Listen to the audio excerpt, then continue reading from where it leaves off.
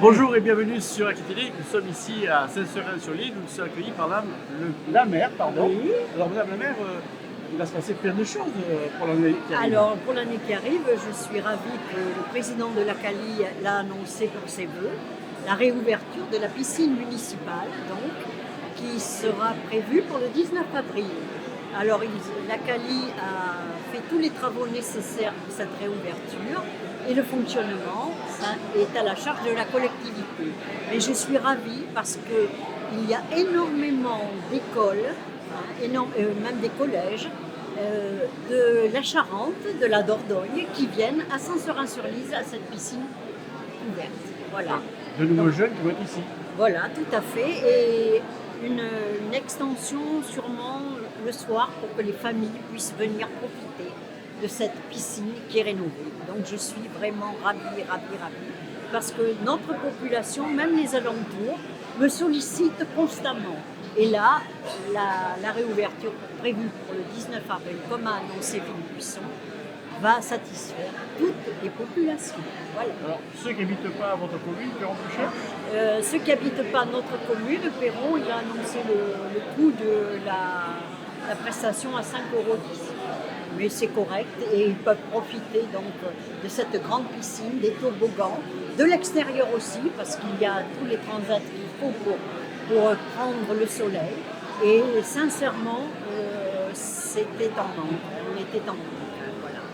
Et M. Buisson est venu vers moi pour me dire à la Calinésie, c'est pas possible d'accueillir tout le monde. Et vu les distances et vu Saint-Seurin, je suis là pour rénover. Voilà. Donc j'ai accepté. Et tout s'est bien passé. Piscine d'hiver et d'été. Exactement. Voilà. Donc l'été jusqu'à 10h du soir. Voilà, par exemple. Et ouverture sur des espaces qui sont vraiment formidables pour que les gens puissent en profiter. Voilà. Les familles surtout, parce ça a été réaménagé, il y a un toboggan pour les enfants extraordinaire. Sincèrement, je suis bluffée, je vous le dis, parce que moi-même j'avais envie de le prendre, le toboggan, vous voyez, à mon âge. Voilà, mais enfin tout va bien, et puis là les vœux se passent très bien. Il y a beaucoup d'élus qui sont là, de la population, des gens de l'extérieur.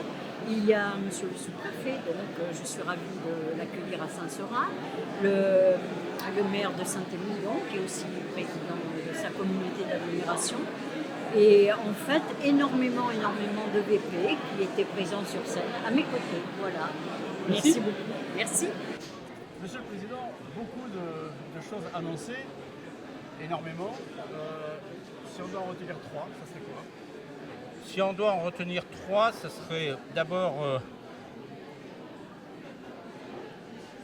la volonté de laisser une trace sur ce territoire à travers le plan local d'urbanisme intercommunal qui va écrire les droits à construire pour les 10-15 ans qui viennent, les droits à aménager.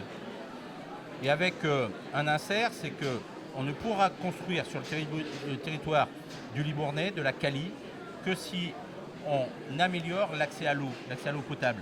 Aujourd'hui, on consomme trop d'eau, on puise trop dans la nappe éocène. Et donc les services de l'État, je pense à juste titre, nous obligent à améliorer le rendement de nos réseaux. On a des fuites d'eau dans nos réseaux qui sont incroyables. Il y a parfois des réseaux sur certaines communes qui ne dépassent pas les 50%. C'est-à-dire que vous prélevez 100 litres dans l'Éocène, il y en a 50 qui se perdent dans la nature. Aujourd'hui, je l'ai dit de manière assez solennelle, il n'y aura pas de construction et de développement de la Cali si on n'améliore pas l'accès à l'eau potable. Et ça, c'est un sujet qui n'est pas suffisamment mis sur la table. Deuxième priorité, ça sera un objectif d'autonomie électrique à échéance de 2040. Je souhaite que grâce aux énergies renouvelables, notamment le solaire, un peu l'hydraulique, nous puissions être autonomes en électricité. Je n'ai pas dit en énergie. L'énergie, ça comprend le gaz, ça comprend le pétrole, c'est une autre ambition. Et là, il faudra plus que du solaire. Il faudra même soutenir le projet de l'EPR2 sur le Blayais, c'est-à-dire il faudra du nucléaire. Mais, pour ce qui nous concerne, j'ai souhaité mettre en place une stratégie et déployer une stratégie qui vise à aménager des espaces photovoltaïques, des fermes photovoltaïques pour donc avoir une stratégie foncière, d'acquisition foncière pour développer ces fermes photovoltaïques sur le territoire de la Cali. Et puis le troisième objectif, si je dois le retenir, c'est l'accès à l'emploi. Il faut notamment ici sur le territoire Coutrillon, on avait promis des centaines d'emplois, il faut qu'ils naissent maintenant. On a les fonciers sur Coutras, on a les fonciers à Sémédard-de-Guizière. Et on a les entreprises qui veulent venir s'implanter. Il peut y avoir des freins liés notamment à la présence de zones humides. Il faut qu'on lève ces freins en complicité avec les services de l'État, et le préfet y est prêt pour qu'à échéance de 2 ans, on puisse ensemble se satisfaire de 500 emplois créés dans un contexte où, vous l'avez vu, le chômage repart à la hausse. Donc 2025, plutôt une visée favorable. Oui, en tout cas, ce qu'il faut retenir de la Cali, c'est que c'est une collectivité, une institution qui fait corps et qui est presque fusionnelle. C'est-à-dire qu'il y a une cohérence et les élus ont validé un pacte de confiance en eux. Donc on n'est pas uniquement là pour parler, on est là pour faire. Vous voyez, autre ambition, allez, une quatrième, c'est d'être au rendez-vous de la viticulture qui souffre. Il y en a beaucoup qui parlent, il faut aider les viticulteurs. Bon, ok, pourquoi pas. Mais nous, on va essayer d'agir. Agir pour faire naître des filières économiques alternatives à la viticulture. Ce sera peut-être le chanvre, ça sera peut-être l'olivier, ça sera peut-être l'aloe vera, ça sera peut-être les noisettes. Mais en tout cas, on est en train de financer avec la communauté de communes de Castillon-Pujol une étude pour déterminer ces filières en fonction du sol, en fonction de l'envie des viticulteurs, en fonction de la taille des viticulteurs, en fonction de l'hydrométrie, en fonction de plein de critères. Et ensuite, on s'est engagé à financer les structures collectives pour véritablement faire naître ces filières. Voilà, cette année 2025, elle est préélectorale, mais en ce qui concerne la Cali, ça sera une année d'action.